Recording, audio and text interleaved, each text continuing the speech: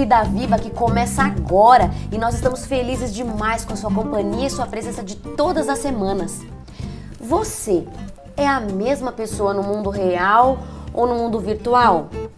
Você já sofreu algum tipo de prejuízo quando alguém postou alguma coisa que você não queria, não concordava, não ficou muito confortável? Ou você já postou de si mesmo alguma coisa que se arrependeu e depois não deu mais para pagar porque um monte de gente viu, curtiu, descurtiu?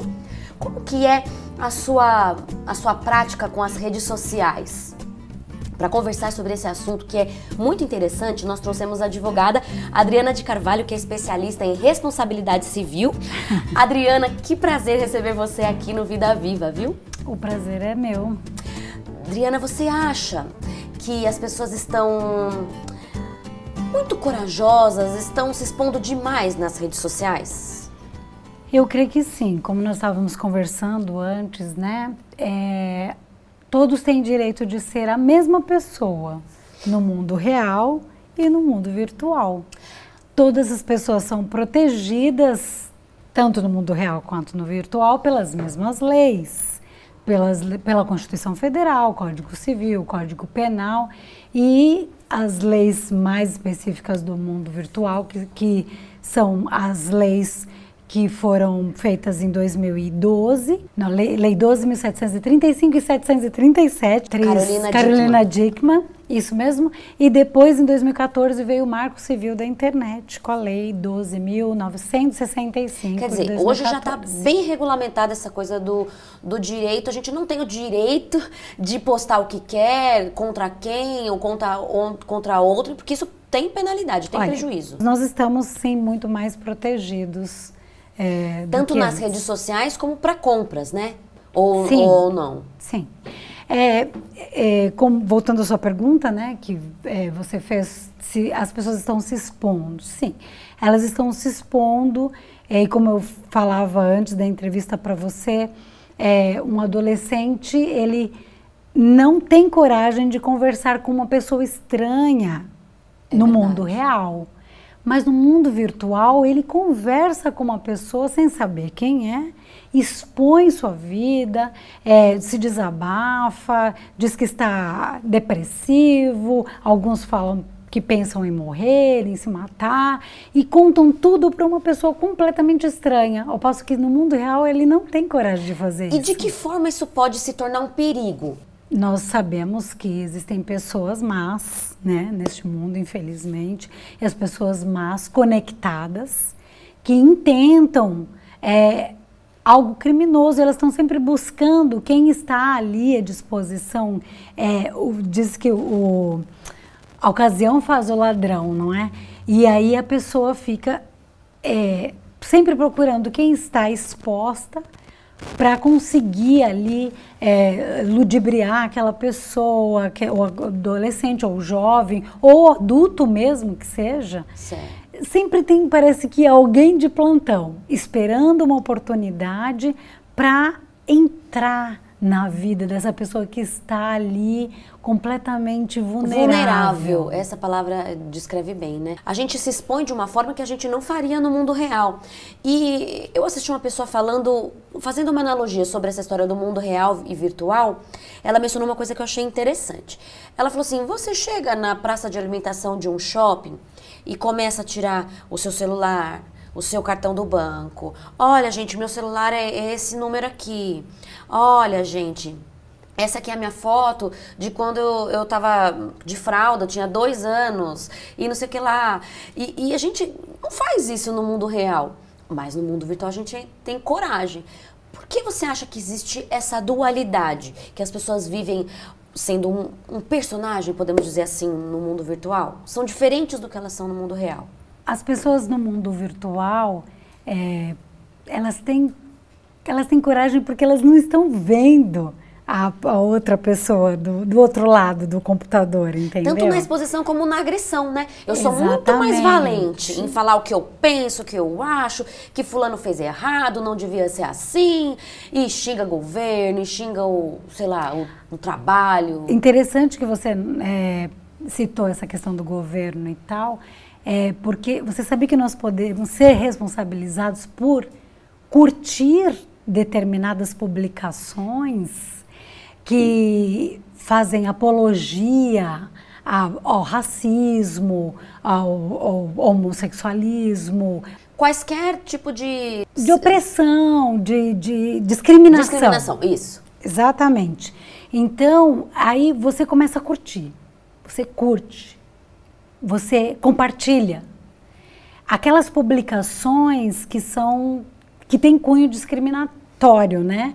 E aí você começa a curtir, recurtir, publicar, compartilhar, a ponto de que você não te passa pela cabeça que você possa estar sendo monitorado. Olha que interessante. E aí você pode ser responsabilizado criminalmente e até civilmente também. A pessoa pode ingressar com uma ação de indenização por danos morais contra você. Olha só, então você que está nos assistindo, eu sugiro que você tenha mais cuidado, porque não somente quem postou, mas quem curtiu e compartilhou também pode ser responsabilizado, não é isso? Exatamente. Agora me diz uma coisa que eu fiquei curiosa. Então o conteúdo que a gente expõe na internet pode ser considerado como prova em processos judiciais? Sim, eles podem ser considerados. Por exemplo, se postaram alguma fotografia sua, algum comentário a seu respeito que você não gostou e te atingiu e te causou um dano terrível, você pode printar aquela página ou então chamar um funcionário de um cartório e de um tabelião, né, e fazer uma ata notarial. Ele faz um registro daquela página. Olha, naquele dia constava que essa publicação que te ofendeu e tal, e serve sim como prova num processo judicial. Olha que interessante. Agora eu vou te fazer aquela pergunta que eu te fiz em seguida quando a gente estava conversando. Se isso é prova, eu só peço para o provedor retirar do ar aquilo que foi vexatório, que me magoou, que me ofendeu, que me discriminou, ou eu posso pesquisar, procurar o IP de quem postou, porque muitas vezes existe essa coisa de se fazer um perfil falso. Muitas vezes eu não posto como Mariana, eu invento um perfil falso e começo a denegrir a imagem de alguém. Como é que eu consigo descobrir quem é o agente que está envolvido nisso aí? Você tem as duas medidas. A medida de pedir para o provedor tirar aquela postagem que te desagradou daquela página é uma medida administrativa, que ela pode ser feita. Se o provedor não te atender, você tem como notificá-lo também. E se ainda que o provedor tire, mas o dano às vezes ele tem seus frutos, né? Claro. E ele prolifera. Por isso a indenização por danos morais. Exatamente. Aí você fez a ata notarial, ou você printou a página, você notificou o provedor para tirar aquela página. São todas as provas para você ingressar com uma medida judicial, para você buscar a reparação daquele dano. É uma reparação, assim, simbólica, porque às vezes uma fotografia, quando ela foi para a rede social, não tem como... Sai ao vento, né? Não tem como você apagar aquela imagem da mente das pessoas que viram. Quer dizer, é muito... É um dano que permanece, né? Até para você mensurar financeiramente qual seria o valor daquele dano, é muito difícil. No início dos crimes eletrônicos, as indenizações variavam de 200 mil a 800 mil, 1 milhão. Hoje em dia, elas estão variando em valor baixo, relativamente, se formos comparar, né? Entre 10 a 30 mil reais. A indenização depende de quem você ofendeu, é isso? O juiz, no momento de avaliar o quanto, né, ele vai avaliar o seu poder aquisitivo e o poder aquisitivo do ofensor. Também tem diversos parâmetros, assim, a ponto de você também não enriquecer ilicitamente. É lógico, eu vou aproveitar essa oportunidade para ter a minha aposentadoria tranquila. Exatamente, então ele tem que ter, o julgador no momento, ele tem que ter o equilíbrio, né? É, com certeza. Ele examina as duas partes. E nesse caso, o provedor ele pode ser corresponsável ou não? Ele pode ser corresponsável. Se ele é notificado a tirar aquela página do ar ou tomar alguma medida que tire aquela postagem e ele não o faz, ele pode ser responsável. Você tinha perguntado antes se eu posso perseguir, se eu posso investigar o IP. Isso. Então, numa medida judicial, se o juiz é que o juiz dá a pode determinar, eu posso requerer, você como advogada requer, que o juiz oficie, né, o provedor para que forneça os dados de quem postou, o IP da máquina, e aí então essa máquina vai ser perseguida. Pode haver até uma busca e apreensão do aparelho, de um laptop, de um notebook, de um smartphone, um tablet, entendeu? Você ficou falando e eu pensei, a gente está falando bastante sobre adolescentes que postam fotos, crianças que a gente tem cuidado, e nós vamos mencionar sobre dicas de segurança, mas você também mencionou uma coisa que eu achei interessante. E os idosos? A gente pensa que quem está vulnerável é sempre a ingênua, a adolescente que é ingênuo, que não fala com estranho, nós até falamos isso aqui. Mas e o público de maior idade, que acaba ficando viciada na internet? Eles também estão muito, muito mais vulneráveis, porque eles são muito inocentes, eu digo que eles estão tão vulneráveis quanto os adolescentes, né? Muitos idosos postam que estão saindo para uma viagem, né? Quando vão, quando voltam, até o horário eles postam. E aí deixando a sua casa totalmente vulnerável. E nós temos pessoas com más intenções de plantão o tempo todo. Você sabe que eu me lembro de uma reportagem que foi feita sobre uma família que postou tanto, mostra o passaporte, estou indo para não sei quem, para não sei aonde, vou ficar, e não sei o que lá, e vai, estou aqui, e vai contando, e vai contando. Quando eles chegaram, a casa estava totalmente limpa, esvaziaram a casa, e os assaltantes ainda tiveram a audácia de deixar um bilhete escrito: obrigada pelas informações que você deixou na internet. Sim, eu também conheço de um caso que uma pessoa me contou, um colega próximo, que ele também postou que estava indo para os Estados Unidos e que ia voltar dia tal. Quando voltou, os mal-intencionados de plantão na porta da casa dele, e eles levaram tudo ele chegar, o que ele havia comprado. Ai, que judiação. Nos Estados Unidos. Todas as roupas, aparelhos eletrônicos. Quer dizer, pegou o que tinha de velho e o que tinha de novo. Tudo. Você está assistindo ao programa Vida Viva. Nós estamos falando hoje sobre um assunto muito interessante, que é a vulnerabilidade que a gente sofre, que a gente está sujeito quando ingressa nas redes sociais.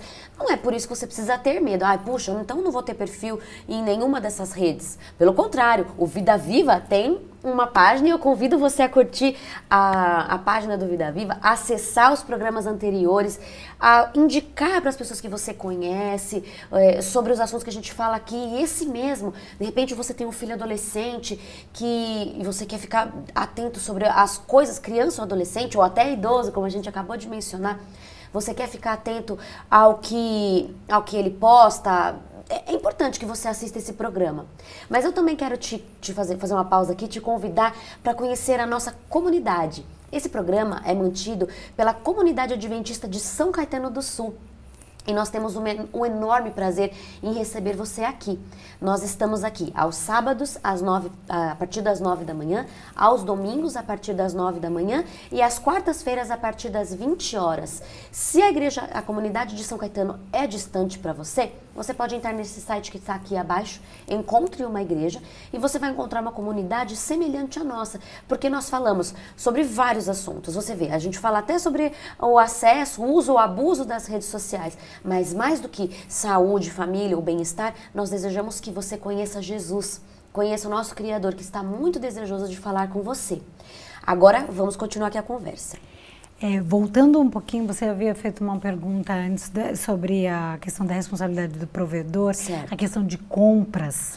Que legal que você mencionou isso. E é muito importante porque o provedor, ele tem a responsabilidade de nos levar até um site, um vendedor, com segurança e nos devolver com segurança. Que legal você mencionou isso. Eu vou até citar uma experiência pessoal. Uma vez, uma filha, a minha filha mais nova queria o iPhone 5C, porque tinha aquelas cores diferentes e tal. E aí eu falei, não, ainda não vou comprar, ainda tá muito caro. Muito caro, espera um pouquinho. E aí ela foi pesquisando, até que encontrou um site que tinha um preço assim, bem razoável, vantajoso. E aí eu falei, tá bom. Ela me mandou o link e quando eu clicava naquele link, ele me levava para uma loja. Uma loja, não vou dizer aqui o nome, mas era uma loja muito conhecida. Só que quando eu clicava, então, no aparelho... Vou seguir a compra, para seguir a compra,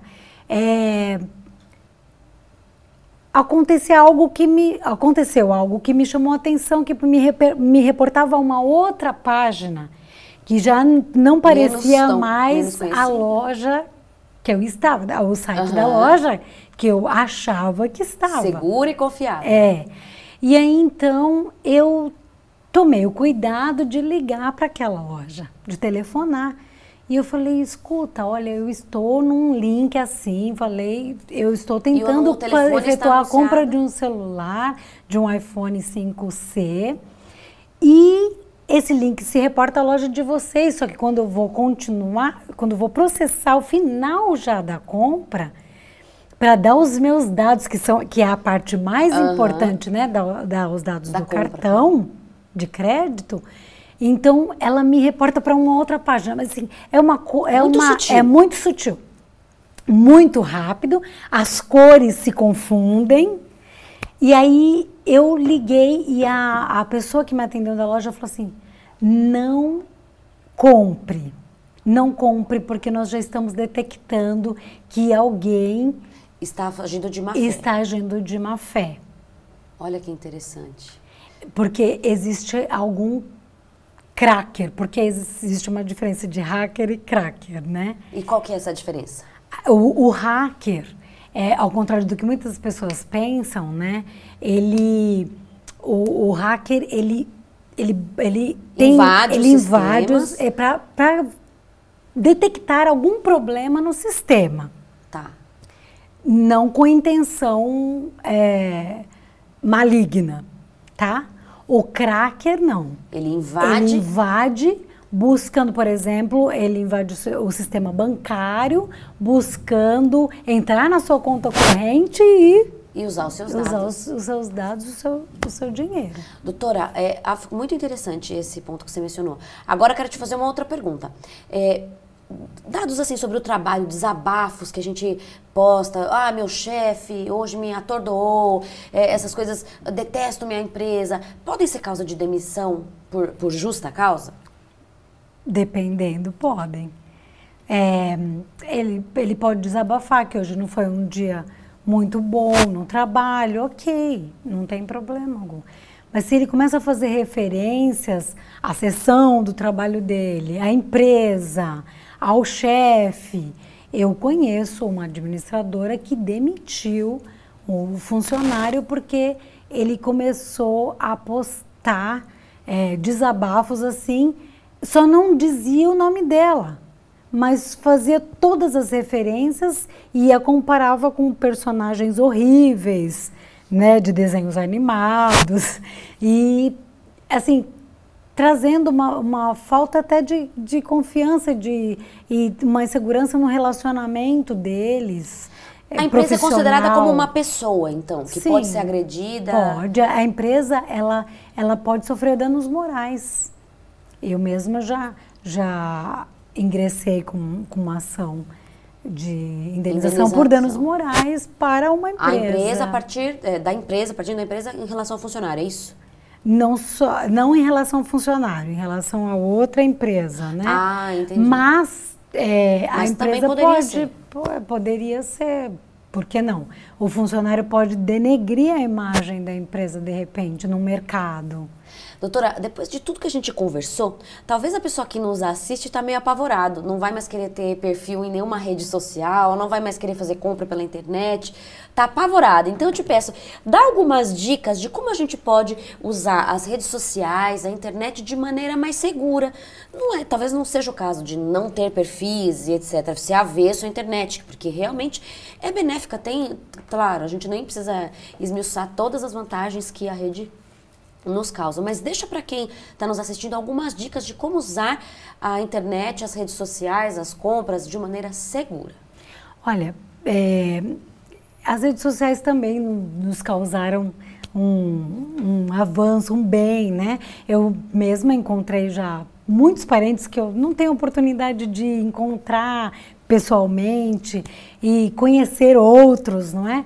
Mas a gente deve tomar um cuidado, por exemplo, no Facebook, quem a gente aceita como amigo, de realmente restringir a visualização das fotografias para aquelas pessoas que são realmente suas amigas, seus parentes. E no que diz respeito a compras, sempre tomar um cuidado. Se aquele link está te levando e ele ainda pertence àquela loja que você confia, mesmo assim não custa dar um telefonema antes de concluir a compra, entendeu? Todos esses cuidados. E também pesquisar, mesmo na internet, quantas pessoas... aqueles comentários, né? Sim, tem aquele site de reclamações, de repente... Sim, outro detalhe super importante que as pessoas às vezes não têm acesso quantas ações aquela empresa está sofrendo. Você pode ingressar, você pode entrar no site do Tribunal de Justiça de São Paulo, que é www.tjsp.jus.br, e ali você pode pesquisar pelo nome da parte, ações que aquela loja tem sofrido, entendeu?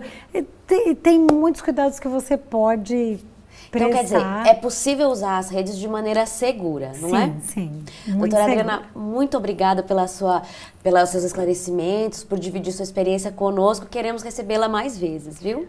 Eu que agradeço, para mim é um prazer também. E com certeza voltarei mais vezes, porque o assunto é muito... É vasto, amplo, né? Agora quero falar um pouquinho com você. Enquanto a gente conversava, eu me lembrei de um texto que está em Provérbios, capítulo 23, a partir do verso 5. Porventura fitarás os olhos naquilo que não é nada? Porque certamente isso se fará asas e voará ao céu como a águia. Não comas o pão daquele que tem olhos malignos e nem cobice os seus manjares gostosos, porque como imaginou na sua alma, assim é. Quer dizer, você não pode ser duas pessoas. Você é aquilo que você imagina na sua alma. Que você possa viver de maneira coerente entre aquilo que você vive na sua vida real e na sua vida virtual. É isso que nós do Vida Viva e o Senhor Jesus deseja para você. Fique agora com uma mensagem espiritual.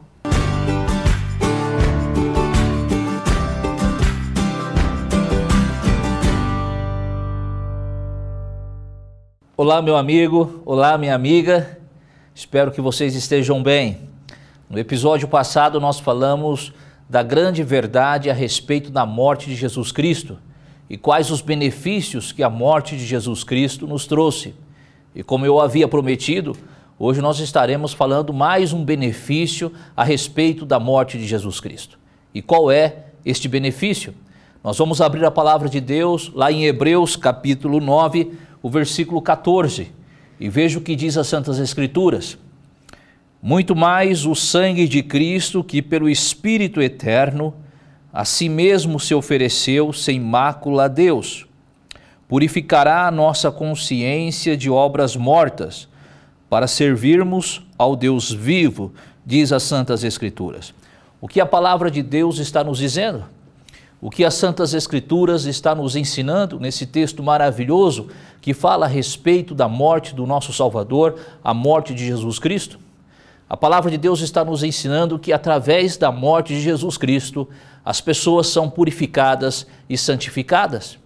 Através da morte, nós temos a consciência da purificação na nossa vida.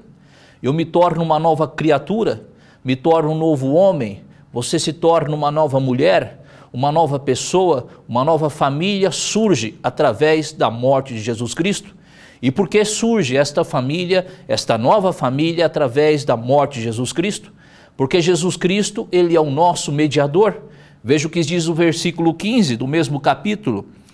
Por isso mesmo, ele é o mediador da nova aliança, a fim de que, intervindo a morte para a remissão das transgressões que havia sobre a primeira aliança, recebam a promessa da eterna herança àqueles que têm sido chamados, diz a palavra de Deus.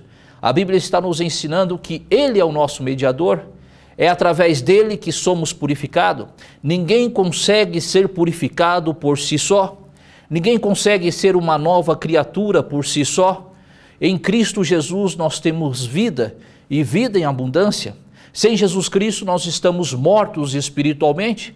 Observe o que diz Romanos capítulo 5, o versículo 12. As Santas Escrituras nos diz assim: portanto, assim como por um só homem entrou o pecado no mundo, e pelo pecado a morte, assim também a morte passou a todos os homens, porque todos pecaram. O que a Bíblia está nos dizendo? Que todos nós conhecemos a morte espiritual. A palavra original no grego aqui não é porque no final do texto bíblico, mas por isso todos pecaram. Por isso que todos conhecem a morte, porque sem Jesus Cristo eu estou morto espiritualmente, mas com Cristo eu tenho vida. Querido, ter vida com Cristo significa aceitá-lo como Senhor e Salvador pessoal. Ter vida significa ser purificado por este Deus maravilhoso.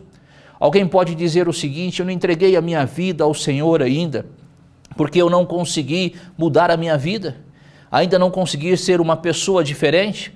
Eu quero dizer a você neste momento que está nos assistindo, que se você pensa desta forma, você precisa mudar esta concepção da sua vida. Por si só, você não conseguirá ser uma pessoa diferente. Você só conseguirá ser uma pessoa diferente através de Jesus Cristo, do sangue de Jesus Cristo que verteu na cruz do Calvário. Se você entregar a sua vida a Jesus Cristo, através do poder de Jesus, através desta atuação dele na sua vida, na vida da sua família, não tenha dúvida, querido, não tenha dúvida, querida, você será uma pessoa diferente. Você entenderá a graça e o poder de Deus na sua vida. Você terá uma consciência clara do que Deus pode fazer por você. E por que isso? Se você abrir a palavra de Deus e abra a sua palavra e a Bíblia, lá em São João capítulo 3, o verso 16, e veja o que diz as Santas Escrituras nesse texto bíblico. Porque Deus amou o mundo de tal maneira que deu seu Filho unigênito, para que todo o que nele crê não pereça, mas tenha vida eterna. O que a palavra de Deus está nos dizendo aqui? A Bíblia está nos ensinando que vida eterna está ligado à morte de Cristo, em crer em Jesus Cristo. A Bíblia está nos dizendo que não ter vida eterna é ter morte. Não somente esta morte espiritual por não ter aceito Jesus, mas ter a morte eterna. O que a Bíblia está nos dizendo aqui é que quando eu creio em Jesus Cristo, neste Filho de Deus, o Filho unigênito de Deus, o único Filho de Deus que morreu na cruz do Calvário, eu consigo galgar esta mudança na minha vida. Eu me torno uma nova criatura. Por isso, eu conclamo você que está nos assistindo aí, entregue a sua vida a Jesus. Conheça este Jesus perfeitamente e você será uma nova pessoa. Que Deus te abençoe. Que a graça de Deus esteja contigo, é o nosso desejo e a nossa oração.